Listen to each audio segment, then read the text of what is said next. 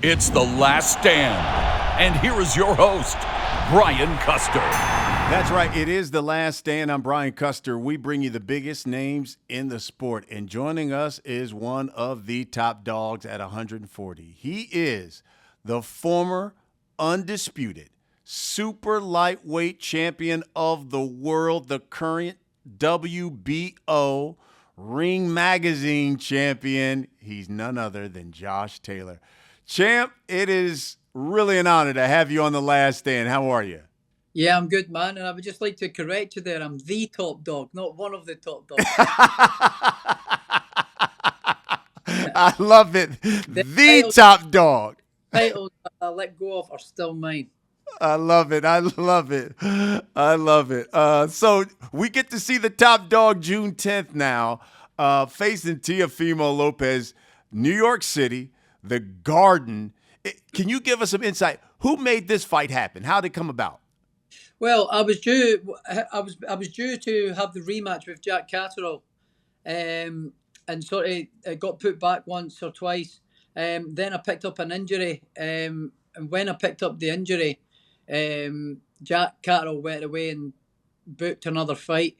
I booked in for another fight date, but then during that time, the WBO got in contact with me to say that they're mandating me to fight my mandatory challenger, which is Teofimo Lopez. So that's how the fight with Teofimo then come around. So yeah, here we are, and yeah, I'm excited for it. I think this fight here is a bigger fight, a much bigger fight, a much bigger, huge, much humongous fight, sort of worldwide. Teofimo's a big name. I'm a big name. I've got all the titles. Well, did have all the titles at 140. I've let go of a couple, but yeah, I'm excited for this fight. It's going to be good. You know, boxing in the Madison Square Gardens. It's another bucket list venue that I'm ticking off in my career. So yeah, I'm buzzing for this fight, and I've got the bit between the teeth and can't wait to get over there and whoop some ass. Now, listen, you and Teofimo have certainly had some back and forth, not only on social media, but through the media as well. Let's be honest, he hasn't looked that great since he's made the move up to 140. What do you think of Teofimo as a fighter? I think he is a good fighter. He does a lot of things really, really good. He's very athletic. He's quick. He's explosive. You know, he's got good punching combinations and things like that. You know, but I see that he makes a lot of mistakes as well. He makes a lot of errors. Leaves himself wide open, and I see he makes a lot of. I've got a lot of holes in his game that I'm going to exploit. Obviously, I'm not going to say them here on this interview, but yeah, I see a lot of things that I can expose him with on fight night, and yeah, he's a great fighter. Yeah, he hasn't looked great in his last couple of fights, but I didn't look great in my last fight either. So he could say the same thing about me, but he is a great fighter. I can't say he isn't. I would be talking nonsense if I said he wasn't a great fighter. So yeah, I think he is a good fighter. We talk about his last fight, and if you watch that fight, you know, the cameras actually caught him before the judges rendered the decision, him looking at his corner and mouthing the words, "Am I still that guy?" So he even was questioning himself after that last fight. Do you think he's still the same fighter that we saw like when he was fighting Lomachenko? Well, that doing that he got from Kambosos certainly dented his confidence and his ego. His ego's taken a massive hit, and you can see he's a bit mentally fragile anyway. So, with me with this fight, I plan on retiring this guy. I plan on giving him that much of a beating that he doesn't think he's that guy anymore. So, he's already got them doubts. I'm going to cement them and retire him. Yeah, he talked a lot. I saw when they made the announcement for the fight, you know, he talked about taking you out and knocking you out. What were your thoughts listening to him talk?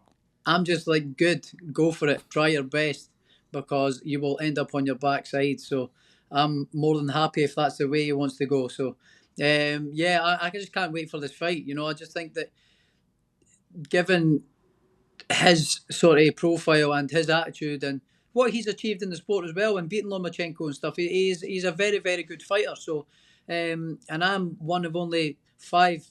I was the fifth person in history to become the undisputed world champion in the 4-belt era. So I've got a lot of accolades to my name as well and titles. So this is a huge fight worldwide, So he was unified world champion.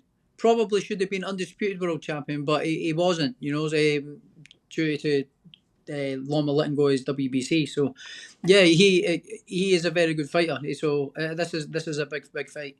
Yeah, it is. So last time we saw you was February of 2022 when you defended your undisputed title there for the first time. That fight with Jack Catterall certainly ended in that split draw. After that fight, there were so many people who were like, yo, I thought Catterall won it. And I was reading one of the publications there in Britain. They called it, quote, the biggest robbery in British boxing history. Yeah. I know there was supposed to be a rematch. Why do you think the rematch never happened? Well, I got injured. It was meant to be a date in December, but I just moved new coaches. So I thought, right, I've just moved a new coach, so I'll put it back to after the new year in February, and it was meant to be in February. And then I picked up the injury. So that's what happened. When I picked up the injury, he went and then booked in another fight for April time. And then during that time, the WBO come in and then mandated me to fight Teo. So that's where we are now. How did you deal with all of the brushback after that fight?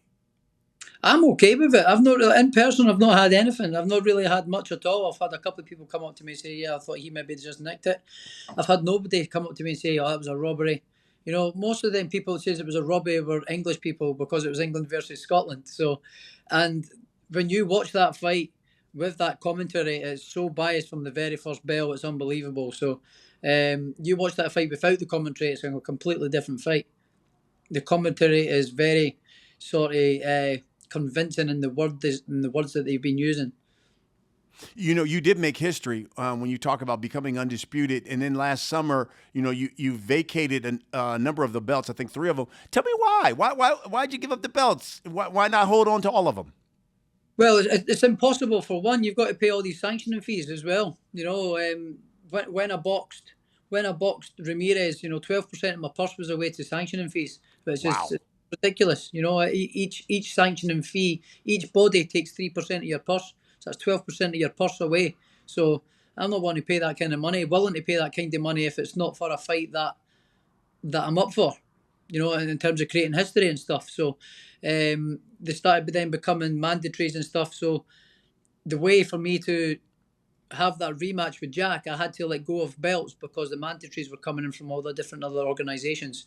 It's almost impossible to keep all the belts and get the fights that you want when you've got all the belts because all the organisations start then calling in their mandatories. So it's impossible to then go the route that you want to go. Hey, everybody, I'm Brian Custer. Our next partner, Athletic Greens. I take AG1 by Athletic Greens literally every day. You think I got like this overnight? No, it's because of AG1. And I wanted to try it because I wanted better gut health, increased energy, immune system support. I take AG1 in the morning before starting my day, and it really makes me feel like I'm doing something good for my body, like covering all my nutritional bases. And it's great before your workouts. It's made with 75 super high-quality vitamins, minerals, whole food sourced ingredients that deliver benefits like mood, immune system, and sleep support, sustained energy, and really so much more. Really quickly, I noticed that it helps me with improved digestion, and I feel great, and it helps support my sleep. I like that AG1 is delivered monthly, so I don't even have to think about it. So if you want to take ownership of your health, today is a good time to start. Athletic Greens is giving you a free 1-year supply of vitamin D and 5 travel packs to go with your first purchase. All you've got to do, go to athleticgreens.com/laststand. That's athleticgreens.com/laststand and check it out. I remember, Josh, there was some talk not too long ago of Josh Taylor moving up in weight and fighting Terence Bud Crawford. Whatever happened to that? That's still definitely a goal. That's still definitely a goal to move up to 147 and challenge for a title up there as well. I mean, it's not doesn't necessarily have to be Bud Crawford. It's whoever's got the titles. So by the time I move up to 140, Bud might 147. Bud might not have the titles that he's got, and Spence might not have the title. They might have shifted hands by then. But when I move up to 147, I'm aiming to become a world champion at 147. So whoever's got the belts is whoever I want to fight, and I can beat them all. And that begs the question: how long will you be at 140? Because I know you've talked in the past about, hey, it's hard work making 140. How long will you remain there at this weight? I'm not sure, I mean, I can do it. I can definitely do it. Although it be a struggle, absolutely, I would be lying to say if it isn't a struggle. But it is a struggle. But I can do it. I've had all the tests done, my body composition's done, and all that with my S&C guy. I can do it, and I can do it safely. So the last time I was just a little bit still in kind of on Everest and kind of party mode, celebration mode by what I had did, and I stayed too long out the gym and ate too much good tasting bad food, and drank too much beer, and I left it too late to make the weight comfortable and do the diet and get in shape properly. I just left it all too late, and that's the mistake that I've made and the mistake that I've lessened, that I've learned. So I'll not be doing that again. When do you see yourself at 147 next year? Yeah, possibly. I may have this fight, then another fight, may get the rematch with Carol, and then move up to 147. We'll see what happens. We'll see what options come my way after this fight. First and foremost, see how this fight goes. You got to see how this fight with Teofimo goes first. So after I've whipped his ass, then see what happens. Maybe we could get a rematch with Prograis, can get all these other guys that have got my belts, reclaim my belts, and then maybe move up to 147. Wow. And listen, you mentioned it, but you did become the first Brit basically in this 4-belt era to become the undisputed champion. What did that mean to you? I'm very, very proud of it. Like, let alone world boxing. Like, in world boxing, there's only been a handful of fighters that have done it. I think it's 7 or 8 now. 7, yeah, exactly. 7. So in world boxing, there's only 7 people that have become undisputed world champions. So that is a huge achievement in itself. The first person in the UK to do it in the 4-belt era is history, a piece of history being made, and the first undisputed world champion since my one of my late heroes, Ken Buchanan, who just passed away recently. So for me, I could retire tomorrow, happily tomorrow, and say I've done amazing things in the sport, and I've achieved all this in only 18 fights. So I'm still relatively inexperienced as a pro, and I've still got a lot of climbing and a lot more achievements to reach. I'm still got that huge ambition that I want to do, become a 2-weight world champion. Who knows, down the line, become a 2-weight undisputed world champion, something that nobody's ever done. Wow. So these are the kind of ambitions in that I've got, and this is the kind of thing that keeps the fire burning in my stomach to keep me away from home, down in England, away from my friends, my family, my wife. So I'm down here living by myself, training away, and because I'm driven and got a goal and what I want to do. So I wouldn't be doing that if I never had that desire. One of the things I was listening to Teofimo talk about this fight, and he kept talking about this guy is not tough enough. Those guys that come over from those from the UK aren't tough. Do you think that people here in the States have this perception that fighters that come from the UK are, quote, soft? No, I'm Scottish. I'm hard as nails. I'm hard as nails. I'm Scottish. I'm a Scottish warrior. I'm hard. I've got that dog in me. I've proved in it time and time again. And you don't get to my level in the sport and achieve what I've achieved if you're not tough. Hey everybody, I'm Brian Custer. Got some exciting news. We have a new sponsor for our show today, Caldera Lab. Say goodbye to that generic face wash on your counter, because Caldera Lab is here to save the day when it comes to your skin. It's backed by leading clinical trial where 9 out of 10 men experience healthier and visibly improved skin. Look, check out my mug. Caldera Lab has the tools to unlock your best first impression and confidence. Now, Caldera Lab creates high-performance men's skincare products by combining pharmaceutical-grade science along with nature's purest and most potent ingredients.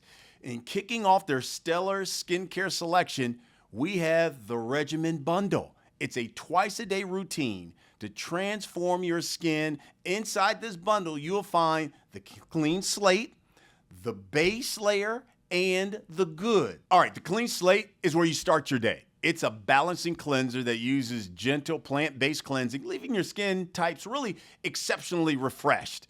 Then you have the base layer. It's a nutrient-dense fortifying moisturizer that hydrates your skin. It absorbs fast, leaving you with that matte finish so you can start your day confidently. The good, it's your go-to at night before bed, and it's really a clinically proven multifunctional serum that helps your skin look tighter, smoother, as well as help reduce, and you know what I'm talking about, the wrinkles, the fine lines. See, look at this. Just smooth, brothers, smooth. I'm telling you, it's ready to take your skin to the next level with Caldera Lab. Look no further than the icon. It's that rejuvenating eye serum. It's here to address the 3 most common skin concerns around that eye. You know what I'm talking about. The fine lines, the dark circles, and of course the puffiness. It's committed, and I'm talking about Caldera Labs, to transparency, sustainability, and excellence. Caldera Lab is on a mission to better men's skincare around the world and providing itself on clean ingredients and doing right by their customers and the planet we live in. Caldera Lab is a certified B Corporation as well as a member of the 1% for the planet. Listen, get 20% off with the code LASTSTAND at calderalab.com. 20% off. calderalab.com. Make sure you use the code LASTSTAND. Unlock your youthful glow, folks, and you'll be ready for the summer with Caldera Lab. Josh, for people who listen and who watch this show, we allow them to submit questions through social media. We got a number of them for you, so we'll only just get to a few here. Rod from Twitter asks, why haven't you moved up to 147 yet? Once you vacated all the belts, there's nothing left for you at 140. Well, I think I basically touched on that one there just a minute ago. The reason was I was going to get the rematch with Jack Catterall, but then it fell through. And in this fight with Teofimo Lopez come running about. So I think that's a big fight as well. So I've stayed there for this fight. He's been talking a whole lot of nonsense for a couple of years with my name in his mouth, shouting my name out. So it's time for him to pay the price for that. And then we'll be looking at moving up. We'll be moving up. The move to 147 is imminent. Got it. Cena from Twitter asks, what is your dream fight? If you could face anyone, either historically or an active fighter now, who would you face? Oh, there's a few for me. I could be here for ages. One would be Sugar Ray Leonard. He absolute legend. He was absolutely brilliant. 2, my hero Manny Pacquiao. I'd love to share the ring with Manny Pacquiao. Ricky Hatton would have been another one as well. That would have been a great fight as well. And probably currently one of my favourite fighters, Bud Crawford. And I think I've got the minerals to beat him as well. I would love to have that fight at some point in the future as well. What are your thoughts on why he and Spence just cannot get this fight come about? It's fallen through. What do you think about that? I do not know. There's obviously reasons why, but I do not know why it's not happening. Supposedly it is happening, but supposedly it's not happening. We don't know, but I don't know why it's not happening. But I think it should. They 2 guys are the best in the division, and boxing would be better. Boxing would be for the better if a fight like that got made. Who do you think wins that fight? I would edge towards Bud Crawford. I just think he's got that little bit extra spice. I just think he's got that little bit extra sauce and flavour about him. I think he's really good. I think he can box, he can fight, he can go orthodox southpaw, front foot and the back foot. He can sort of do it all. But having said that, Spencer's a phenomenal fighter as well. Very strong, methodical sort of southpaw. He'll break you down and beat you up. So it's a very, very interesting fight. But I'm sort of edging towards Crawford would be my, if I was a betting man, that's what I would probably do, put my money on Crawford. And how would a Josh Taylor Bud Crawford fight play out in the ring? Man, that would be brilliant, man. The fight would be amazing. I would definitely need to be at my best for that fight. And I think I can beat him. I think I can beat him. You ask any fighter, you put someone in the opposite corner for you. You could put King Kong in that opposite corner, and I'm going to win. So I mean, you can put anybody in front of me, and I think I'm going to win. But for me, the challenge of fighting, I want to fight the best. I want to challenge myself against the best fighters in the game. And for me, Bud Crawford in and around my weight class is the best in the game, and I'd love to fight him. This next question comes from Steve. He must be from the UK. He says, will you ever have this rematch with Catterall? Yeah, I think I've already touched on that there as well. If I'm staying at the weight, I will be fighting him again. The fight will be made at some point, whether it's next or down the line, but the fight won't be made. That's for definite. Red Rooster asks, what are you doing differently, especially against Teofimo, to ensure that you make weight better? Watching Portrait of a Fighter showed what a struggle it was for you. Yeah, it was a struggle, but a lot of that was down to me and the lifestyle that I was living before I got into training camp. I never saw the inside the boxing gym for months and months. I was drinking a little bit too much alcohol and eating a little bit too much good tasting bad food. So that was all sort of down to me, my lack of discipline, and that's the lesson that I've learned. You can't do that. Once you're at the top, that's where the hard work begins, because you've got to stay there then. So it's hard getting to the top, but staying there's harder. Yeah.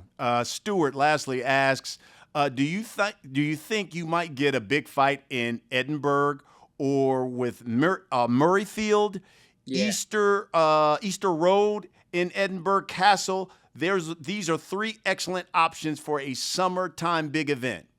Yeah, these are venues. I think Murrayfield's maybe a little bit too big. That's a rugby stadium. It holds almost like 60,000. So I think that's maybe a little bit too big. Maybe a little bit ambitious, but if I get the right dance partner, you never know. But the Easter Road is the football team that I support in Edinburgh Hibs. They are very keen for me to go there, and we've already had big discussions about having maybe possibly my next fight there. And the castle as well. Obviously, I'd love to fight the castle, iconic scene on top of the mountain, basically, in Edinburgh.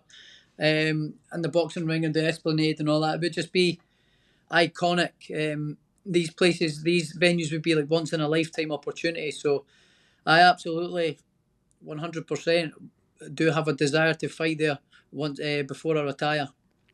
Who influenced you the most? I love your swag when I watch you fight in the ring. Who was the biggest influence on your boxing ability, Josh? I take a little bit from everybody. I watched a lot when I was younger. I watched a lot of Ricky Hatton for the body punching. I watched a lot of Edwin Valero with the style, the speed, the lay back left hand right hook and all that kind of stuff. I watched obviously a lot of my hero Manny Pacquiao and stuff, and things like that. So I used to watch all these guys and take little bits from them and learn from them, watch them on YouTube, watch them training videos and things like that, and try and copy them in the gym and try and emulate what the things they were doing in the gym that I really took for them styles. So I kind of just emulated a lot of fighters that I really looked up to and watched. Kawasaki as well. Joe Kawasaki was one that I really watched an awful lot when I was growing up and got going. So a lot of these guys, and they were all southpaws as well. Well, except for Ricky Hatton, obviously, but the most of them were southpaws. And I used to just watch all these guys and just take little bits and bobs from their game and try and incorporate it into myself. All right, champ, we've come to the last segment of this program. We call it The Last Stand. I'm going to ask you a series of questions. You just give me the first thing that comes to your mind. You ready? Yeah. All right, here we go. Tougher fight. I might be inappropriate here. Yeah. Which was a tougher fight for you? Was it Catterall or was it Regis Prograis? Prograis. It's kind of half of one and two, because the Catterall one was quite tough because I was so weak from making the weight and the weight cut. So from the very first belt, I felt like weakened up. I was already weak. I was already sort of never had the energy, never had the legs underneath me, never had the strength. So that from that point, it was because I was weak. But in terms of physicality in the fight, it wasn't that hard. The Progress fight was a tough one. The Progress fight was a tougher one because my eye closed. Started closing around round 7, and then round 8 it completely closed. When he caught me a left hand, it completely closed.